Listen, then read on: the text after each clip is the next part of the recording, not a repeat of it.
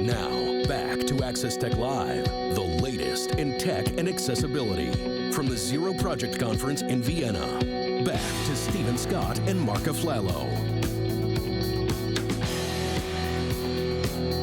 Welcome back to Access Tech Live, live from the Zero Project Conference in Vienna. Now, you're going to hear lots of noise around us because there's a big event happening just behind us in the main hall at the moment, and that is a massive awards ceremony, which really is the culmination of this conference. It's what it's all about. It's about rewarding people for doing great things. Now, we're going to be talking to lots of different organizations and companies today. And yesterday, of course, we talked to lots of great people as well who are in receipt of some of those awards. Did I win anything?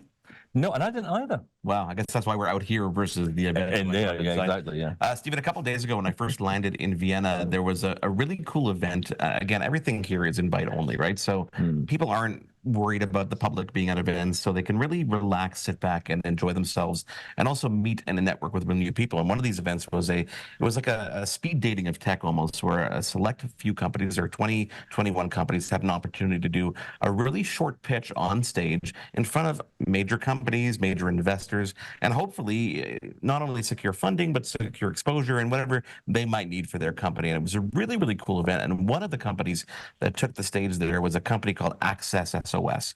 And we had an opportunity just earlier today, and that's why you'll see it'll be a bit daytime, to meet their founder, Gabrielle Wong. So here's that conversation from earlier today. Welcome to Access Tech Live. Thank you for joining us. Such an honor to be here. Thank you so much for the opportunity. I was super impressed yesterday when you guys gave the presentation on stage. Can you, for our audience who weren't there, obviously, tell us, number one, what was it like to be in front of people like that and have that opportunity? And tell us about the company. Oh, it was such a privilege to be in front of people that really understood what we do, but also to educate them on our work. A lot of people in the audience had no idea that emergency access in the United States is so fragmented and prioritizes English, prioritizes voice, and we were there to change that perspective. Now, you told a personal story. Do you mind reiterating that here with our audience? Yeah. So the reason why Access SOS was started was because both my parents are deaf, and sign language is my very first language. And I saw growing up how my dad was left out of a lot of everyday things. If things weren't closed captioned, he would just sit there watching their mouths move and have no idea what was being said. My mom, same thing with her. But it wasn't until I saw that this lack of access meant life or death. My father had a gallbladder rupture, and he was not able to call emergency services because it's voice only. He texted me to call 911 for him, but I wasn't near my phone at that time. And that's when I realized that this lack of access really meant that his life was not prioritized. And Access SOS is here to really fix that problem. Luckily, my dad is okay, but the situation is not. Yeah, it seems so odd to me that kind of service is not available. You would think, I mean, I just take it for granted that something like that would be in place. I mean, that must affect so many people. How widespread is this problem? So in the United States, where Access SOS our work is focused on, about 50% of 911 call centers are voice only. Voice only. And even if text to 911 works and is available, voice is still prioritized. When you send a text message to 911, they don't know your location. They have this marketing campaign, call if you can, text if you can't, which shows the deaf community and people who don't use their voice that voice is prioritized. And so we're really here to fix that advocacy, that awareness piece that's lacking in that messaging. And you mentioned something really important there, because of course you talk about the deaf community, which of course on its own is bad enough that they're being left out here, but also people who cannot use their voice. Yes. What happens then? What happens in a situation like that? Are they just expected to call family like yourself? Yeah, that doesn't seem right, does it? Absolutely. Oftentimes they rely on a caretaker or a family member who has that access, voice access, to make that emergency contact for them. Or in my dad's case, which I haven't shared, my dad had to drive himself to the ER. Oh, wow. His head was hunched over the steering wheel. He knew that he didn't have that critical lifeline to 911. He was going to use video relay services, which is available in the United States for the deaf community to use, but he knew that was going to be a really slow and delayed process, and he was already weak. So he knew he needed to go to the emergency room. I wasn't answering. My mom wasn't answering her texts. So what he had to do, he had to drive himself. And data isn't being collected, but I really fear that people who don't have that critical lifeline to emergency services are dying. And those stories aren't being published because maybe someone finds them unconscious or passed away. Those stories aren't being told. And that critical lifeline and access is so important right now. So tell us about your journey in terms of starting this company. Where did you start, and where are you today? Yeah, so where we started at Access SOS was we knew we wanted to be a nonprofit because this is a gap in the market. People don't see this as a business. So where we started with Access SOS is what are the policy shifts or changes we could make at the United States level? What could we do to influence text to 911 to become nationwide? And when text to 911 is nationwide, how do we prioritize this non-voice modality? So when we started our work, we found out that policy was so slow.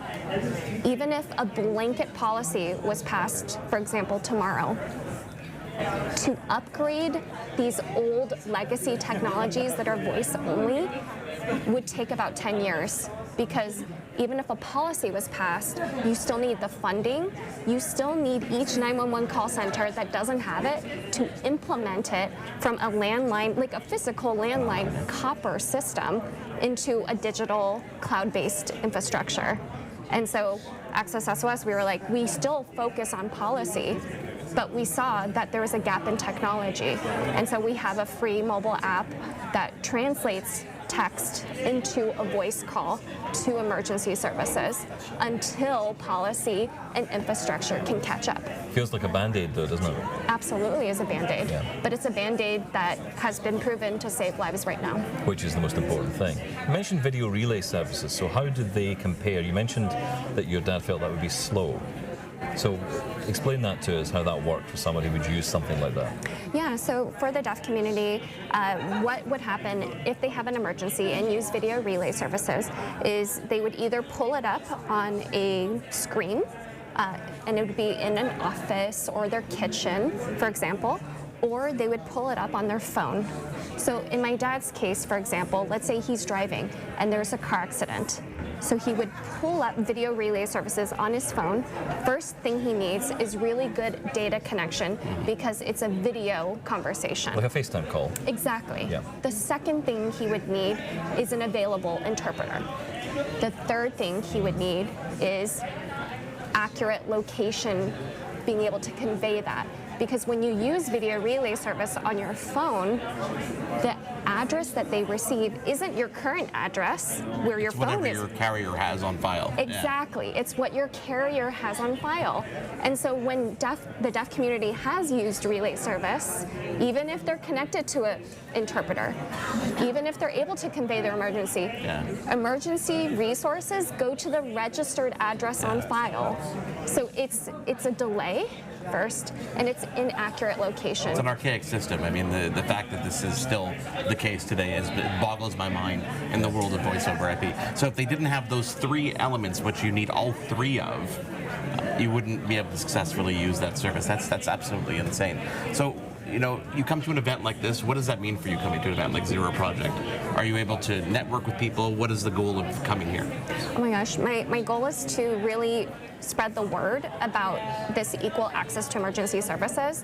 The second thing is to communicate our mission and really to connect with like-minded people that understand and resonate with our story, but also understand that it takes resources and really smart, clever ways to partner with government, with foundations to make this organization and our work sustainable and scalable. With all the technology that exists out there and that's constantly evolving, does it surprise you that this has never come up in someone's radar? You know, people inventing things like FaceTime, inventing video chats, yet basic necessity like calling for emergency services isn't something they would even, oh, maybe we should fix this. Absolutely. I see that all the time. And it's because you don't realize that access to emergency services is broken until it happens to you or someone you love. Or is it because the technology available, like FaceTime, for example, is seen as the solution? So you just immediately skip over the part where you say, oh yeah, texting. It's like the story of during the space race. The Americans spent millions trying to work out how to create a pen they could write upside down, and then the opposition, the Russians, decided to just use a pencil. It's like there's a simple way to do things, yes, and it kind of sometimes gets overlooked in the quest for using the latest and greatest new technology.